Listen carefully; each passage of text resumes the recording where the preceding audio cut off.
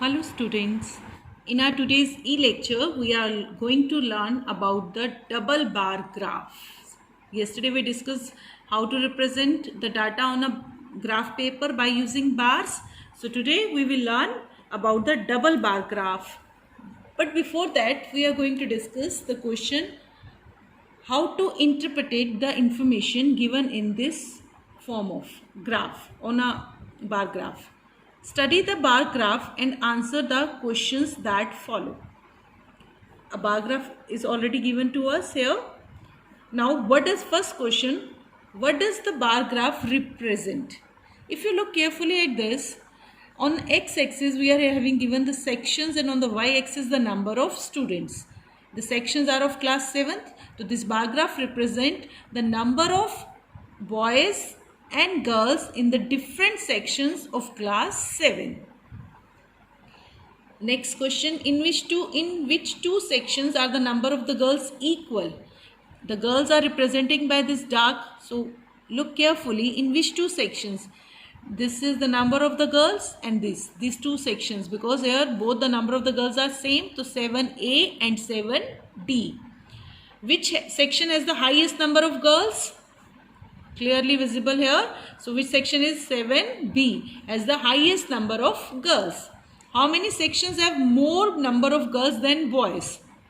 Number of girls more than boys in these two sections, because in these two sections the number of boys is more than the girls, but in 7B and 7C the number of boys is less than the number of girls. Now moving to the next question, the following data gives the number of mathematics and science books purchased by a library during different years. Years are given to us and the numbers of books purchased of maths and science: 2009, 10, 11, 12 and 30. Now the thing which is given in the first row has to be taken on x-axis, years, which are not going to change. We are going to take on the x-axis. I have already drawn the x-axis horizontal and this y-axis vertical, and where they to meet is origin, where both x and y are 0. Now what other information is given to us? Number of books, which will take on the y-axis, the number of books. We are going to represent math and science book. Now first of all we need to choose a scale. Scale means in 1 unit on y-axis, which thing you are going to represent? Books. How many books are going to represent in 1 unit? If we look at carefully the data, the 300, 350, 400, 380, 520, 600, the minimum is 300 and maximum is 650. So I think the best scale is for 100. We can take in 1 unit 100 books. So we have taken the scale 100 books. You can take as 50 also. 100, 200, 300, 400, 500, 600 and 700. The maximum I need is 650. So I have marked up to only 700. 500, 600 and 700. Now we are going to represent the number of the books purchased of maths and science. Now we are going to, one more thing. You are representing two types of books, maths and science, and if you are going to represent only simple like this, how can you distinguish them? So I think for maths I can take this, and for science I can do some coloring, I can do some shading, I can do like this also for science. This type of plain bar graph, this without no lining, represent mathematics books, and this lining represents science books. Okay, in first 2009, the number of the books of maths is 350, lies between 300 and 400, and for science is 300. Now you are not going to leave the mark between these two bar graphs, because this is a double bar graph and you are representing in the same year.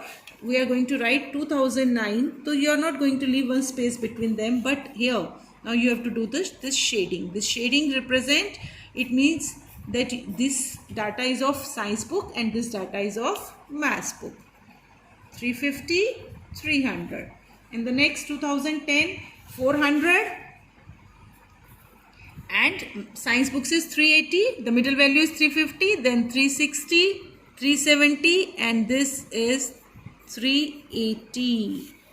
400 plain, and then this is science. So we have to do the shading in this science. 380 and 400, 2010. Now next is 520. Between 500 and 600, this is 500, one first 510 and then 520, because you are representing 100 books in a unit and each unit is divided into 10 equal parts. It means 1 mark carry 10 books. 100 divided by 10 will give you how many books are carried in 1 mark? 10 books. 520, and this is 400. The next science is of 400.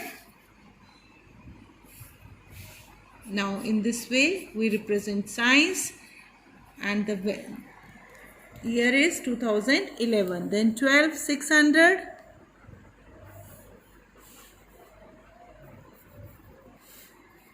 And the science books is 450, between 400 and 500. Here it is. It's easy now? It's very easy how to represent the double bar graph. It's very easy, my dear students. 2012, and the last is 2013. 650 lies between 600 and 700. The middle value between 600 and 700 unit, that is, this is 650, and the next is science is 600. Don't forget to do that shading which you have shown there. Only that shading distinguished us between the maths and science book. So we have done. Hopefully you have understood how to represent the double bar graph on this graph paper. Now to today's home assignment, you all have to complete your worksheet. Do worksheet 4, complete chapter 12.